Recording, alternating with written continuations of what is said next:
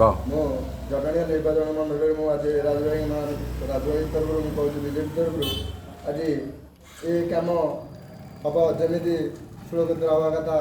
ଆମେ ଟିକେଟ୍ ପାଇଁ ଲଢ଼ିଛୁ କିନ୍ତୁ ଲଢ଼ିବା ପାଇଁ ଆମେ ଚେଷ୍ଟା କରୁଛୁ ଯେହେତୁ ଆମେ ଦେଖୁଛୁ ଜଟଣୀ ନିର୍ବାଚନ ମଣ୍ଡଳୀରୁ ଆମେ କେମିତି ସୁରକ୍ଷିତ କାମ ଅଙ୍ଗାର ଫଳ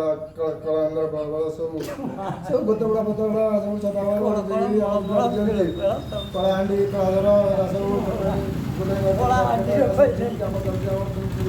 କାହିଁ କ'ଣ କୋଉଠି ଚାଲିଛି କାହିଁ ଦେଖୁନି ତ